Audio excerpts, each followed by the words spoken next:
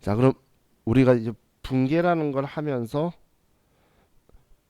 차변, 대변 왼쪽 오른쪽에 쓸 계정 과목에 대해서 보면서 그러면서 우리 분계 원리를 점점 봐서 나갈 건데, 첫 번째 현금이라는 계정 과목은 우리가 일상생활에서 현금이라 말하는 통화나 아니 통화인 지폐나 동전들도 우리가 그 현금이라는 계정 과목을 쓰고, 그리고 통화 대용 증권도 우리 현금이라는 계정 과목을 쓸 거라는 거예요. 그래서 우리가 현금으로 받았다라고 하면 차변의 현금, 받은 거는 현금으로 지급했다면 대변의 현금, 그리고 수표 발행했다면 우리는 우리가 수표를 발행한 거니까 당좌 예금에서 돈 빠져나갈 거다라고 대변의 당좌 예금이라고 할 건데, 타인이 발행한 수표라면 우리는 우리가 발행한 거 아니니까 현금이라는 계정 과목으로 타인이 발행한 수표를 줬다면 대변의 현금이라고 쓸 거라는 거예요. 그리고 차변에도 우리는 받았으면 차변, 줬으면 대변인 거고, 그리고 계정 과목은 누가 발행한 수표냐에 따라서 당좌예금이냐 현금이냐 둘 중 하나인데, 우리가 발행한 것만 당좌예금이고 나머지는 다 현금이라는 계정 과목을 쓴다라는 거 기억하자라고 했었죠. 얘는 저하고 같이 목요일날 마지막에 봤던 것 같아요. 자, 그럼 당좌 차원은 뭐 지금 급한 거 아니니까 우리는 항상 이 부분을 기억하시고, 자, 그럼 이제 현금성 자산이라는 분류가 있었는데, 이 현금성 자산은 우리는 취득일로부터 3개월 이내에 현금화 가능한 자산을 현금성 자산으로 분류하는 거라 그랬어요. 현금성 자산은 계정 과목이 아니고 우리의 소분류인 건데, 그런데 우리는 외부 용자한테 보여주는 재무제표나 이런 것들이 우리 재무제표들이 현금성 자산으로 분류를 해서 같이 보여주기 때문에 이거에 대해서 이론 테스트에서 나올 거라 그랬죠. 그럼 당좌예금이나 보통예금이라는 계정 과목은 현금성 자산으로 분류되는 계정 과목이고, 그 외에 정기예금이나 정기적금, 뭐 CMA, MF 어떤 거든 간에 우리 취득했다는 건 장부에 기록하는 거고, 장부에 기록한 날로부터 3개월 이내에 현금화할 수 있으면 그건 현금성 자산으로 분류를 해줄 거예요. 자, 그럼 제일 중요한 기준이 결산일로부터 3개월 이내 도래가 아니고 취득 장부에 쓴 날로부터 3개월 이내라는 게 우리 제일 중요한 키워드라고 했죠. 현금성 자산에. 자, 다음 우리 현금과부족이라는 계정 과목을 봤었는데, 현금과부족이라는 계정 과목은 현금 시제를 맞추는 거예요. 그럼 쉽게 생각했을 때 돈이 부족하다라는 걸 알면 우리는 돈이 부족한 만큼 현금이 나간 거니까 일단 대변에 현금이라고 쓸 거고, 현금이 남는다면 우리는 돈이 남는 거니까 차변에 현금이라고 써서 실제 잔액과 장부 잔액을 맞춰주는데, 항상 장부의 잔액을 실제 값으로 맞춰갈 거라 그랬어요. 그럼 현금이 나가거나 들어오면 우리는 이거에 대해서 돈이 나갔다 들어왔다는 이유를 써야 될 건데, 그, 그 이유에 대해서 우리가 쓸 때 이유를 모르면 그때 현금 과부족이라는 계정 과목을 쓸 거라 그랬죠. 그럼 이 현금 과부족은 차변에 발생할 수도 있고 대변에 발생할 수도 있고, 이건 임시 계정이기 때문에 아무 곳이나 발생한다는 거예요. 그럼 얘는 임시 계정이라는 건 결산할 때까지는 원인을 밝혀서 우리가 정리를 해야 되는데, 결산할 때까지 원인을 밝히지 못하면 그러면 우리는 이걸 형용과부족을 지어주면서 돈이 남는 거였으면 잡이익이었다라고 써놓고, 만약에 돈이 부족한 거였으면 잡손실이다라고 써둘 거라 그랬어요. 자, 그리고 이제 단기 금융 상품하고 정기예금, 적금. 자, 정기예적금은 우리가 만기가 보고기간 종료로부터 1년 이내, 내년에 만기가 되는 금융 상품이에요. 그럼 정기예금은 3개월 이내에 만기라면 취득한 날로부터, 그럼 이것도 우리 현금성 자산으로 분류할 수 있는데, 그 이유라면 이제 단기 금융 상품으로 넘어가게 돼요. 자, 그럼 이 단기 금융 상품 중에서 단기 매매 증권이라는 계정 과목을 봤는데, 이 단기 매매 증권이라는 계정 과목은 우리가 채권이나 주식을 취득했는데 그 취득한 목적이 단기 보유 목적, 시세 차익 목적, 시장성이 있다면, 그걸 우리 회계기준서나 책에서는 시장성이 있다라는 걸 매수와 매도가 사고 파는 게 적극적이고 빈번하다라는 표현을 시장성이 있다라고 적혀 있는 거예요. 그럼 우리는 이런 주식이나 사채를 취득했을 때 이 보유 목적에 다 부합할 때만 단기 매매 증권이다라고 처리를 할 건데, 그럼 우리가 대변에 돈을 주고 차변에 단기 매매 증권이라고 쓰는데, 그때 이 단기 매매 증권을 사면서 부대 비용이 들어갈 거라는 거예요. 취득 수수료라든지 이런 것들이 재비용들이 들어가게 되는데, 그 취득 시 부대 비용은 자산 중에 유일하게 이 단기 매매 증권만 그냥 수수료 비용이라는 계정 과목으로 쓰고, 이 수수료 비용을 영업외 비용인 900번대로 쓴다라는 거예요. 취득할 때의 수수료만 우리는 수수료 비용으로 처리한다라고 기억하자라고 했죠.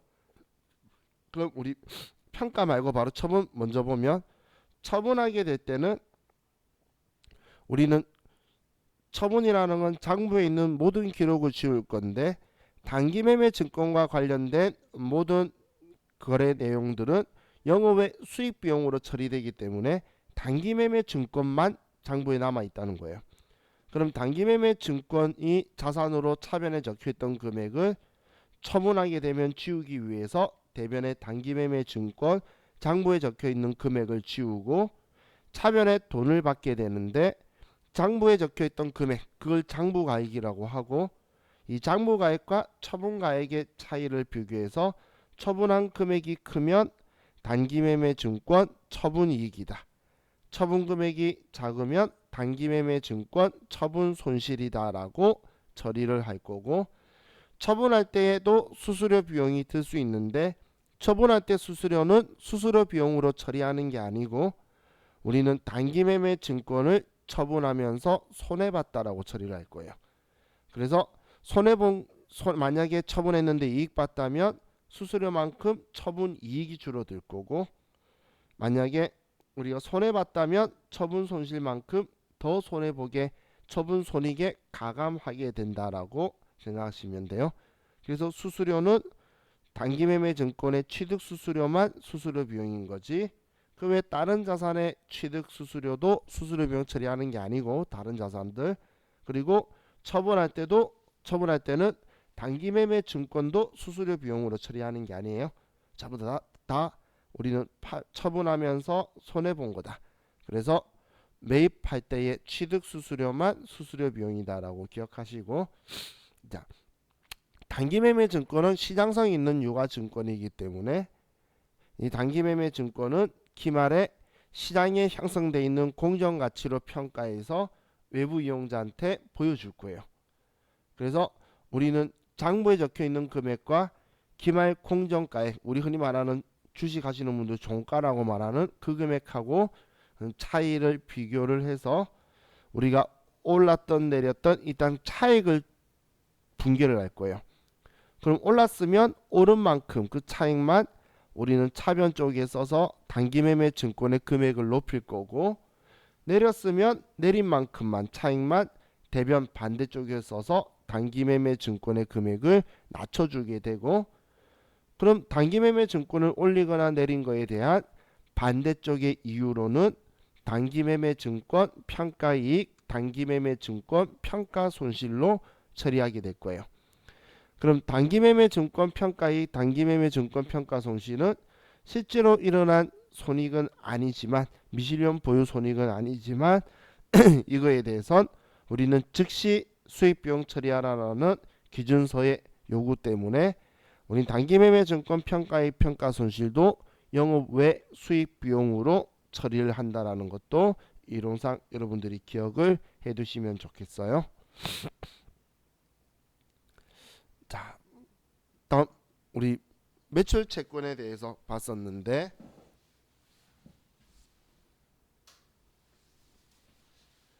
자, 매출 채권 보기 전에 일반적인 상거래라는 걸 저와 같이 이야기를 했었죠. 자, 일반적인 상거래라는 건 우리가 상품이나 원재료를 매입으로 하고 그리고 우리 제품이나 상품을 매출하는 걸 우리는 일반적인 상거래라 그랬어요. 우리가 분계를 하는데 차변의 상품, 차변의 원재료 이렇게 쓴 것만 매입의 일반적인 상거래고 대변의 상품 매출, 제품 매출 이렇게 글자 쓰는 것만 일반적인 상거래다라고 여러분들이 생각하시면 돼요. 그럼 일반적인 상거래로 인해서 발생한 채권을 매출 채권이라고 하는데 이 매출 채권 계정 과목에는 외상 매출금과 받을 어음이라는 이 두 계정 과목이 있고 당연히 제품 매출, 상품 매출일 때에 우리가 그냥 외상하게 되면 외상 매출금 그리고 우리가 제품 매출, 상품 매출하고 어음을 받게 되면 받을 어음이다라고 처리를 할 건데 근데 상품 매출, 제품 매출이 아닌 다른 걸 우리가 팔거나 하면서 우리가 외상을 하거나 어음을 받게 되면 그때는 아직 못 받은 돈이라는 미수금이라는 계정 과목을 쓸 거라는 거예요. 자, 그리고 반대되는 말로 매입 채무도 같이 봤었었는데 상품이나 원재료 사면서 외상하면 외상 매입금이라는 매입 채무 계정 과목 또 상품이나 원재료를 사면서 어음을 발행하면 일반적인 상거래니까 지급 어음이라는 우리 매입 채무의 계정 과목을 쓰는데 상품이나 원재료를 산 건 아닌데 오늘 당장 돈을 지급하지 않으면 우리는 그때는 미지급금이라는 계정 과목을 쓸 거라는 거예요. 그래서 어떤 우리가 물건을 팔거나 샀는지 일반적인 상거래인지 아닌지를 봐서 우리가 항상 그 계정 과목을 써야 되고 그럼 이 계정 과목 구분하는 것도 당연히 중요하지만 우리는 더더욱 중요하게 생각해야 되는 게 우린 채권 채무에는 거래처를 꼭 써야 된다는 거예요. 그래서 채권 채무에는 거래처를 꼭 써야 된다는 것도 잊으시면 안 돼요. 자, 그럼 받을 어음이라는 계정 과목 가지고 받을 어음이 대변에 오는 경우 네 가지를 봤었는데 받을 어음이 대변에 온다는 건 받았을 때의 차변에 받을 어음이라고 써뒀던 걸 이제 우리가 대변에 쓴다는 건 지운다는 거예요. 그럼 받을 어음이라고 썼던 계정 과목을 지우는 경우에 첫 번째가 만기 추심에 대해서 어음의 만기 추심에 대해서 봤었는데 그럼 우리는 받을 어음을 지우고 그럼 받을 어음에 적혀있던 금액만큼 다 들어와야 되는데 은행에서는 추심 수수료라는 걸 빼고 입금해 줄 거라는 거예요.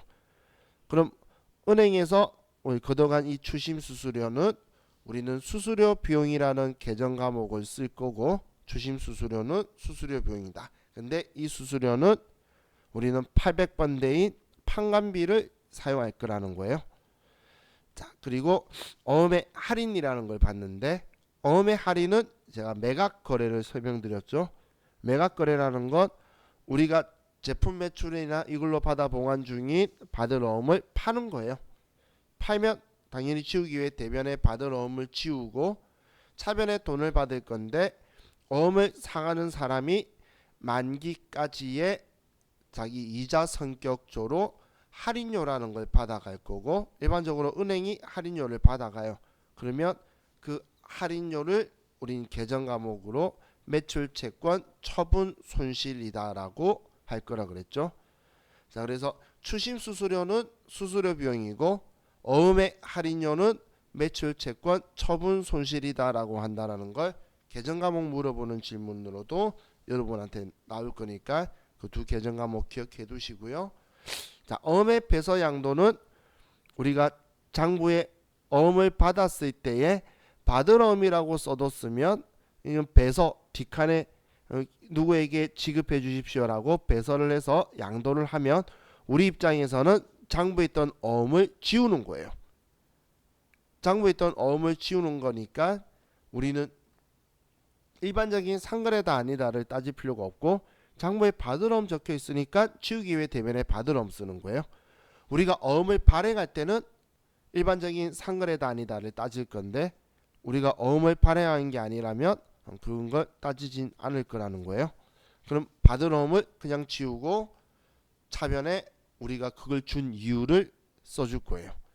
또 마지막으로 어음의 부도를 봤었는데 어음이 부도가 나면 우리는 이제 언제 받을 줄 모르는 상황이 되고 못 받을 수도 있기 때문에 기타 비유동 자산으로 이제 바꿔주기 위해서 받을 어음은 지우려고 대변에 쓴 거고 그걸 대체하기 위해서 차변에 부도 어음과 수표라는 계정 과목을 쓴다라고 했고 이 부도 어음과 수표라는 계정 과목은 우리가 누구에게 부도 난 거에 대한 걸 정리해야 된다는 금액을 정리해둬야 되기 때문에 우리는 부도음과 수표 계정 과목에도 꼭 거래처를 써야 된다라고 했죠.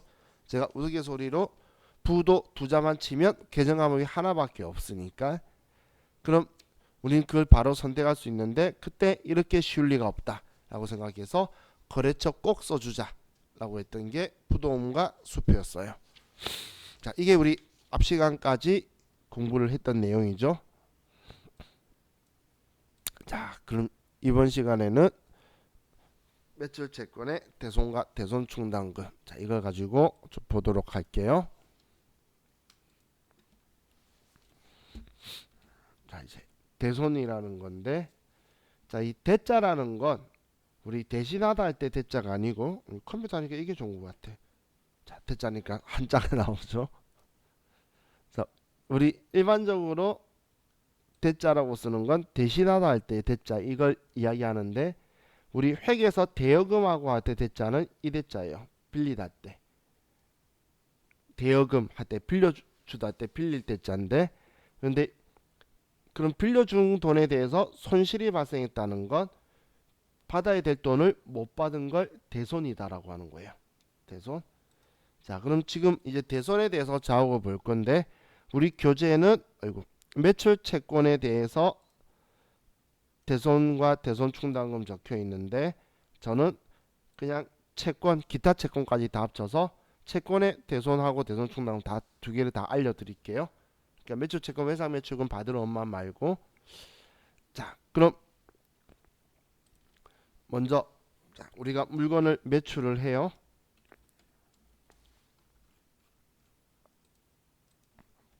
아이고. 자 물건을 매출하면 자 대변에 제품 매출이다 100만원 이렇게 쓰고 자, 매출할 때 자, 그리고 차변에 외상 매출금 A라는 거래처한테 100만원을 받아야 된다. 이렇게 회계 처리를 해뒀어요. 자, 그랬는데 이 A라는 회사가 파산이 발생하는 거예요. 파산이 된 거예요. 그래서 우리는 A 회사가 파산이 발생했다는 건 이걸 우리한테 대손이 발생했다라고 표현할 거예요.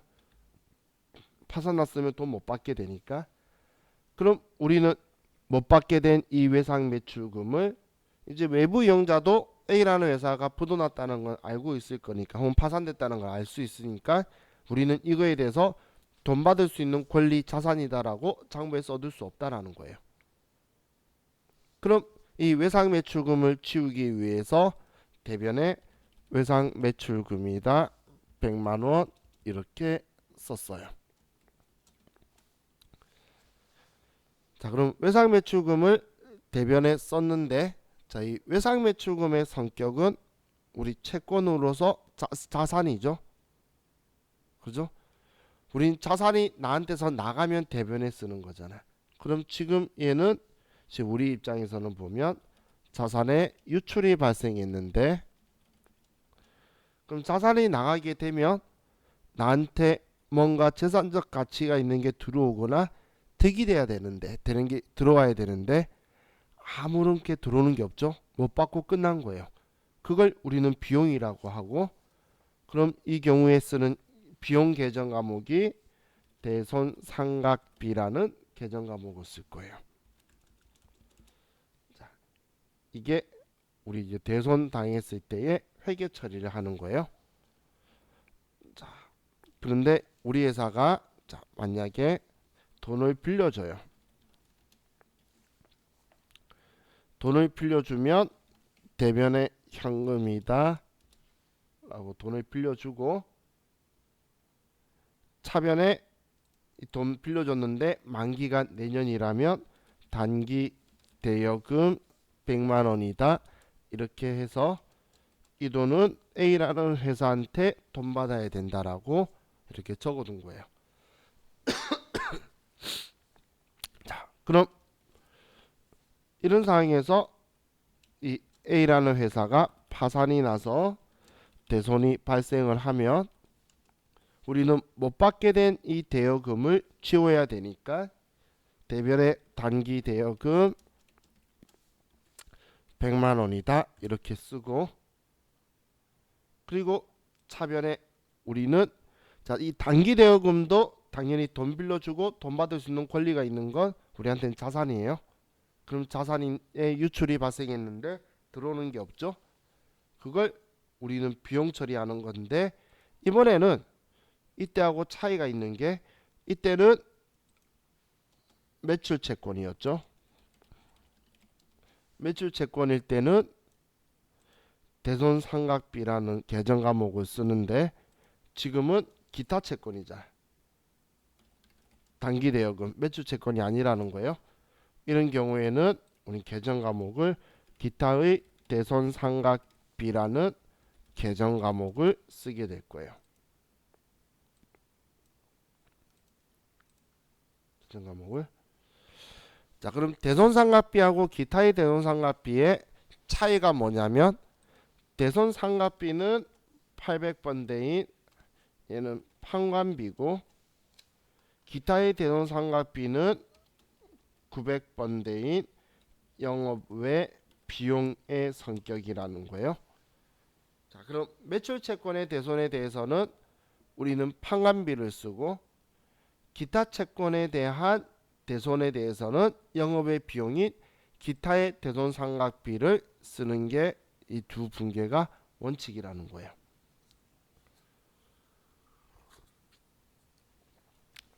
잠시만요.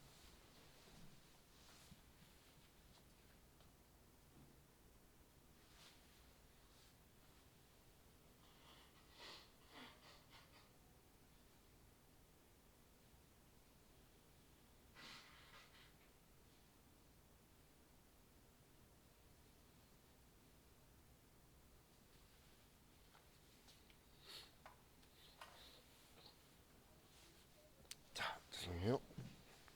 자, 근데 이 분계를 가지고 자, 우리가 이 부분을 한번 볼게요. 자, 우리가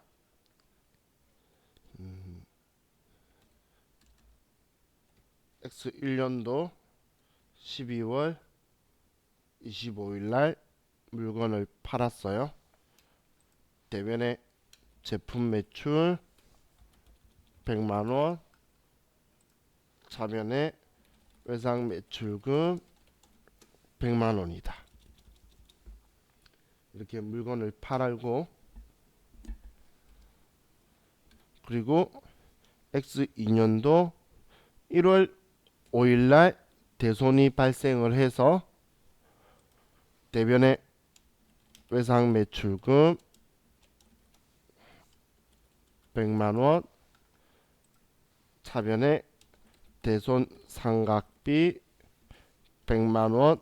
자, 이렇게 쓴 거에 대해서 우리가 얘네들 성격을 한번 같이 들여다보게 되면 자, 이 대손 상각비의 계정 과목의 성격은 비용이라 그랬죠. 얘는 자, 그럼 제품 매출의 성격은 뭐라고 했는지 기억나시나요?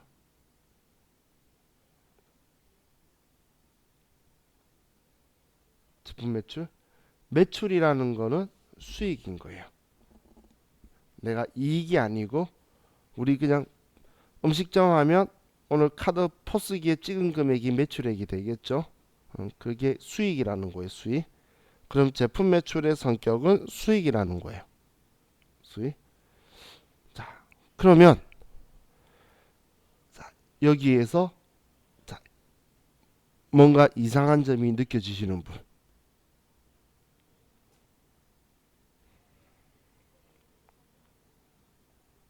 안 느껴지면 정상, 느껴지면 비정상. 우리는 다 정상이죠. 그렇죠? 자, 여기서 보면 문제점이 뭐냐면 X1년도에 우리가 수익을 인식해 놓고 그래 놓고 이걸 못 받게 된 비용을 X2년도에 인식한다는 거예요. 그럼 X1년도에는 돈을 많이 벌었다고 해놓고서 X1년도에 벌었다고 적어놓은 걸 못 받아서 X2년도에 돈 못 받았다고 해서 얘가 이익이 떨어지는 건 수익비용 대응의 원칙에 위배되게 되겠죠. 그죠? 그럼 어떤 애는 돈이 그냥 한쪽으로 다 몰려갈 거고 이쪽에는 손해가 되어서 마이너스가 칠 수 있다는 거예요. 이건 적절하지 않는 방법이기 때문에 그래서 우리가 회계에서는 이걸 대손 충당금이라는 계정 과목을 사용을 해서 대손 충당금이라는 이 계정 과목을 이제 쓸 거예요. 자, 우리 이 글자 봤던 기억 있으신가요? 우리 재무상태표 정기분 재무상태표 입력할 때 외상매출금 받으럼 아래 붙어있던 게 하면서 한번 구경한 적 있는 기억나시죠? 자, 그럼 이 대손충당금은 글자 그대로 충당이란 글자가 있으면 모아뒀다는 거예요. 그럼 충당금이면 모아둔 돈인데 뭐 때문에 모아뒀냐? 대손당할 걸 대비해서 모아둔 돈이라는 의미의 계정 과목이 대손충당금이에요. 그럼 우리 대손충당금은 얼마를 어떻게 모아두냐면 대손충당금 모아두는 걸 설정한다라고 표현할 건데 그럼 이 대손충당금은 기말에 우리 채권의 잔액을 확인해서 이 채권 잔액을 확인해서 내년에 돈 얼마 못 받을까를 미리 예상을 해보는 거예요. 그걸 대손 추정률이라고 하는데 우리가 지금 물건 팔거나 빌려줘서 돈 받아야 될 게 얼마가 있는데 이거에 대해서 얼마 못 받을지를 볼 거예요.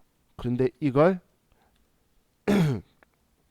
전체 채권으로 하는 게 아니고 채권별로 각각 하는 거예요.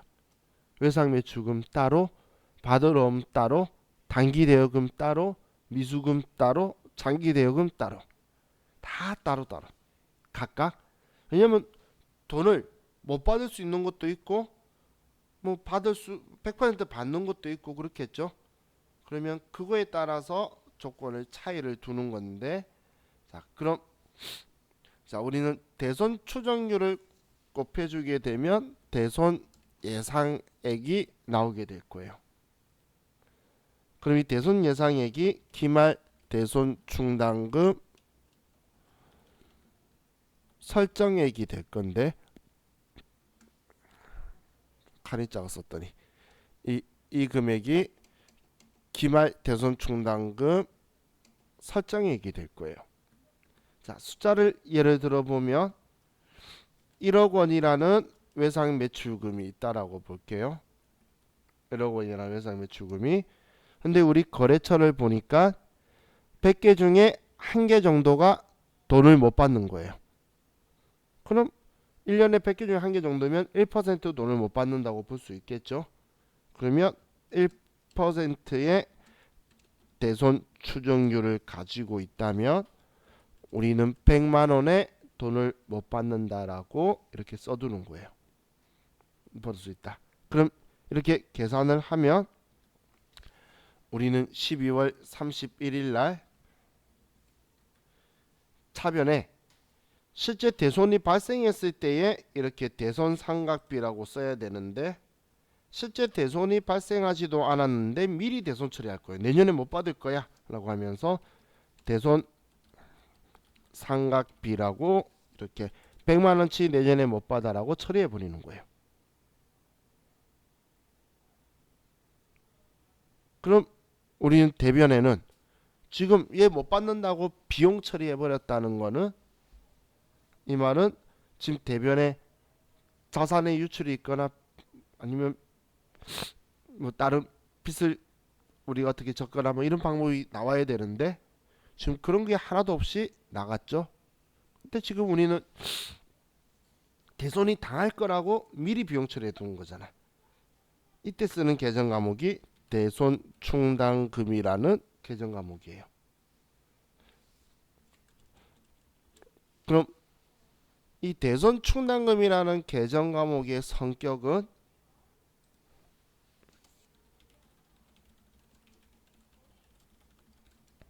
얘는 자산이에요. 자, 자산의 자리는 차변 대변 중에 어디죠? 차변이죠. 근데 지금 얘는 지금 장부에 썼는데 어디에 써?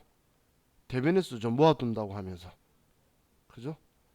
얘는 자산이라고 하면서 왜 대변에 쓰냐면 자산의 차감적 평가 계정이라서 그래요. 우린 자산을 줄이려면 대변 쪽에 써야 됐죠. 그럼 지금 얘는 자산인데 대변에 쓰는 이유는 자산을 줄여주는 성격으로 쓰는 자산이라는 거예요. 자산을 줄여주는 성격으로 쓰는 자산이라는 거예요. 이게 무슨 이야기냐면 자, 우리 앞에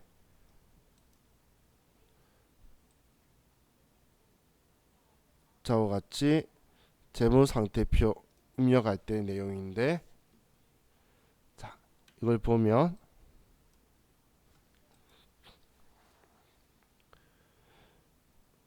지금 왼쪽은 자산이고 오른쪽은 부채 자본이죠. 그럼 대손 충당금은 자산 쪽에 있죠. 자산 쪽에. 그럼 얘는 대손 충당금은 자산인데 우리 입력할 때 이쪽 라인에만 쭉 쓰는 게 아니라 왼쪽에 둘러 쓰면서 820만원 우리가 외상매출금 돈 받을 게 있는데 82,000원 못 받을 것 같아요. 이렇게 쓰면 이 금액만큼 자산을 줄여서 이 금액으로 보여줬던 거 기억나시나요? 우리 입력할 때 이게 차감 계정인 거예요. 그럼 얘 입력했다고 해서 부채가 늘어나는 게 아니라 자산이 줄어들었던 거 우리 구경했었죠. 그걸 자산의 차감적 평가 계정이라고 그래요. 그럼 재무제표에서는 무조건 자산은 차변에 써야 되는데 우리 장부의 원리에서는 이걸 줄여주려면 반대쪽에 써줘야 되는 거예요. 그렇기 때문에 우리가 전에 스마트 A에다가 우리 재무상태표 입력할 때 외상매출금은 여기 차변에 쓰는데 외상매출금의 대손 충당금은 그래서 금액을 대변에 썼던 거예요. 우리가 그럼 장부의 원리 때문에 대변에 쓰는데 이걸 쓴다고 해서 자산의 금액이 변화되는 게 아니죠. 지금 이런 이야기예요. 외상매출금이 100만원 있는데 외상매출금의 대손 충당금을 제가 만원이라고 쓴다고 해서 지금 얘가 대변에 왔지만 부채와 자본이 늘어나는 게 아니라 자산이 줄어들었죠. 그죠? 이런 걸 우린 자산의 차감적 평가 계정이 풀네임이고 그냥 자산의 차감 계정이라고 표현을 해요. 그래서 차감 계정이라는 게 이런 성격인 거예요. 자, 그럼 얘 차감 계정의 특징은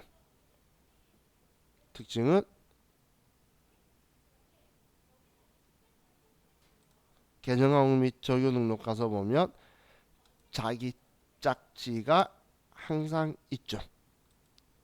꼭 자기 짝지가 따로 있다는 거예요. 그럼 차감 계정이라고 하는 건 뭔가를 줄여야 되기 때문에 무엇을 줄여라고 딱 지정이 돼 있어요. 그 하나. 그럼 꼭 그것만 써야 된다라는 거예요. 사업 계정은. 그럼 제가 앞으로 이렇게 대손 충당금이다라고 쓰면서 자, 번호를 이렇게 써버릴 때가 있어요. 이렇게 번호를 써주는 거. 이렇게 번호를 쓰는 거는 번호를 외우라가 아니고 꼭 자기 짝지를 찾아서 이렇게 써야 되지, 아무거나 쓰면 그냥 틀렸다는 거예요. 그건 아예 잘못된 붕괴예요. 이 붕괴만 잘못되는 게 아니고 계정 과목 번호대를 잘못 쓰면 다른 붕괴까지 영향을 미쳐서 망가지게 되는 거기 때문에 지금 제가 이거 쓴 건 외상 매출금이다라고 이걸 가정한다라고 했죠. 그럼 외상 매출금의 짝지한테만 꼭 모아야 되지 다른 거에 모아두면 안 된다라는 거예요. 그럼 얘 대손 충당금은 그래도 자산이라 그랬잖아. 그렇기 때문에 내가 안 지워주면 안 없어지는 거예요. 이 계정 과목은 내가 없애줘야지만 없어지는 거예요. 내가 안 없애도 없어지는 거는 수익하고 비용뿐이에요. 수익하고 비용은 내가 안 없애도 그 다음 연도 되면 애들이 사라질 건데, 자산부채 자본은 내가 어떻게든 반대쪽에 써서 지워줘야지만 없어지는 거지, 아니면 장부에 영원히 있는 거예요. 기억하시고, 자 그럼 자, 이 대손 충당금을 이렇게 썼는데, 자 얘가 대변에 썼죠. 그럼 이제 얘는 장부에 대변에 있게 되는 거예요. 장부에. 그럼 이렇게 하고 나서 만약에 대손을 당했어요.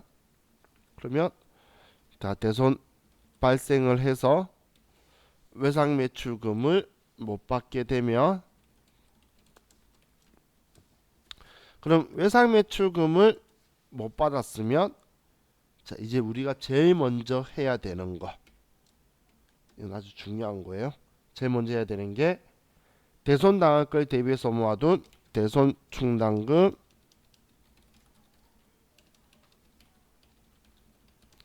잔액을 확인하는 게 제일 먼저 해야 되는 일이에요.